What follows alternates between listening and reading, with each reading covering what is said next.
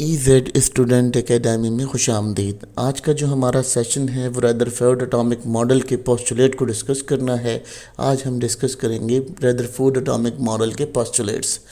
देखिए, सिंपल सी बात है कि एक एटम जो है वो किस चीज़ से कंसिस्ट होता है, ये इन्होंने बताया था। सबसे पहली चीज़ उन्होंने बताई कि इसके अंदर पॉजिटिव चार्ज पार्टिकल होता है जो डेनिश होता है और बहुत स्मॉल क्वांटिटी में होता है, बहुत छोटा होता है। ठीक है, फिर वो कहते हैं कि एक न्यूक्लियस होता है जो कंटेन करता है, जिसके गिर्द न्यूट्रॉन और प्रोटॉन रिवॉल्व करते हैं। ठीक है, यानी आपका जो पॉजिटिवली चार्ज पार्टिकल है उसके गिर्द ये न्यूट्रॉन और प्रोटॉन जो है वो गर्दिश करते हैं। फिर उसके बाद अगर हम बात कर लेते हैं तो इंटायर मास जो है एटम का वो बहुत ज़्यादा डिपेंड करता है, यानी इसकी डिपेंडेशन जो होती है, यानी वो बहुत ज़्यादा डिपेंड करता है न्यूक्लियस के एटम के ऊपर। यानी न्यूक्लियस जिस तरह का होगा, उसके न्यूक्लियस का जो शेप होगा उसके ऊपर उसका मास डिपेंड करेगा। तो रदरफोर्ड का ये अचीवमेंट थी, इसको हम डिस्कस करते हैं लेटर इनके पोस्टुलेट्स के अंदर।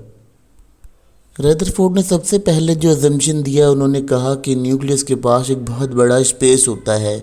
देखिए, जैसे हम यूनिवर्स का एग्जांपल लेते हैं, यूनिवर्स में क्या होता है कि यूनिवर्स बिगर है हमारी सोच से भी ज़्यादा, तो उसमें डिफरेंट किस्म की जो मतलब दुनियाएं हैं वो रिवॉल्व कर रही हैं। बिल्कुल इसी तरह से उन्होंने एटम को भी अखज़ किया और उन्होंने कहा कि न्यूक्लियस जो है वो सेंट्रल पार्ट है एक एटम का। ठीक है, उसके गिर्द जो है वो तमाम स्पेस है, होलो स्पेस मौजूद है, और उसके साथ हम इस जो शायद ऐसा हो सकता है कि वहाँ पर इलेक्ट्रॉन की मैक्सिमाइजेशन हो, यानी वहाँ पर मैक्सिमम इलेक्ट्रॉन पाए जाए। उन्होंने कहा कि जो लार्ज स्पेस एम्प्टी स्पेस है, इसके अंदर से जब हमारी लाइट्स गुजर रही हैं, यानी पास आउट हो रही हैं, तो वो एक स्क्रीन के ऊपर शेडोज बना रही हैं। ठीक है, लेकिन अगर कुछ ऐसी जगह से हैं जहाँ पर कोई एम्प्टी स्पेसेस नहीं है, जहाँ पर इलेक्ट्रॉन मौजूद है, वहाँ पर क्या हो रहा है, वहाँ पर वो अपनी शेडो क्रिएट नहीं कर रही, वहाँ पर वो स्कैटर्ड हो रही हैं। अब वो कहते हैं, दूसरा उनका जो पोस्टुलेट था वो ये कहता है कि वहाँ पर ये देखा जाता है कि इलेक्ट्रॉन जो है वो बहुत तेज़ी से रिवॉल्व करते हैं अराउंड द न्यूक्लियस, यानी न्यूक्लियस के इर्द गिर्द जैसे हमारी यूनिवर्स में वर्ल्ड्स घूम रही हैं, या कह सकते हैं कि डिफरेंट किस्म की यूनिवर्स बॉडीज़ घूम रही हैं, इसी तरह से एटम के अंदर भी कुछ बॉडीज़ ट्रैवल कर रही हैं।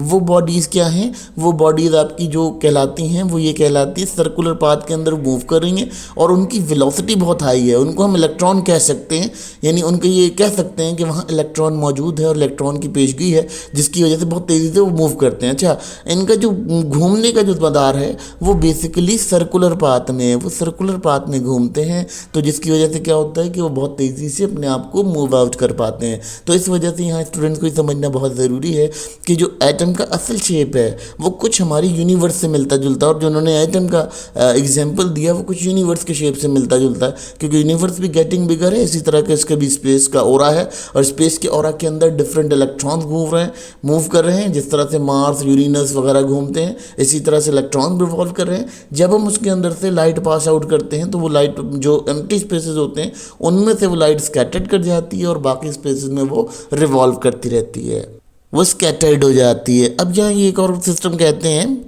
कि अब अगर हम एटम का मज़ीद मुताला करते हैं तो एटम जो है वो इलेक्ट्रॉनिकली अगर हम उसको काउंट करते हैं तो वो न्यूट्रल होता है। कैसे न्यूट्रल होता है? क्योंकि उसके जो नंबर ऑफ़ प्रोटॉन और इलेक्ट्रॉन होते हैं वो दोनों इक्वल होते हैं। तो जब ये इक्वल बेसिस में पाए जाते हैं तो ऑलमोस्ट इनका क्या होता है कि इनको हम न्यूट्रल कंसीडर कर सकते हैं। बहुत इंपॉर्टेंट होता है बच्चों के लिए, क्योंकि इससे बच्चे अगर समझ जाएंगे ना ये पॉइंट को, तो उन्हें ये समझ में आ जाएगा कि रदरफोर्ड का असल मॉडल क्या था और उस मॉडल पे वो क्या क्या रहते हैं। क्योंकि पहले हमने ऑब्जर्वेशन वगैरह को डिस्कस किया तो शायद बच्चे कंफ्यूज होंगे, मगर जब वो इसे देखेंगे तो उन्हें समझ में आ जाएगा कि ये किस तरह से ट्रीट किया जा रहा है।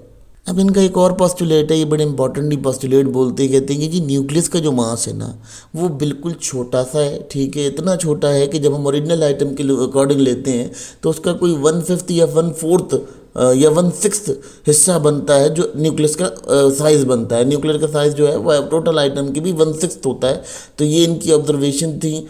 इन्होंने इस ऑब्जर्वेशन से क्या किया, इन्होंने इस ऑब्जर्वेशन से बच्चों को ये इंसाइट दी, या कहना चाहिए कि केमिस्ट्री की फील्ड को ये इंसाइट दी कि जी केमिस्ट्री जो एटम है वो भी बहुत बारीक चीज़ है, और उस बारीक चीज़ के अंदर भी अल्लाह ताला ने कितनी जो है दुनियाएं बसाई हुई हैं कि उसके अंदर बहुत सारे एटम मौजूद हैं। तो बेसिकली ये जो डिस्कवरी थी ये बहुत ज़्यादा इम्पॉर्टेंट रही, क्योंकि इसके बाद जो है नील बोहर ने अपना एक्सपेरिमेंट दिया और उन्होंने इसकी वेलोसिटी के ऊपर और उनके जो एनर्जी लेवल ट्रांसैक्शन है उसके ऊपर पर बात की, वो भी हम फर्दर डिस्कस करेंगे और इसी सेशन को कंटिन्यू करेंगे, क्योंकि ये जो रदरफोर्ड है ये बहुत डिटेल टॉपिक है और इससे बहुत ज़्यादा आगे थ्योरीज निकलती हैं।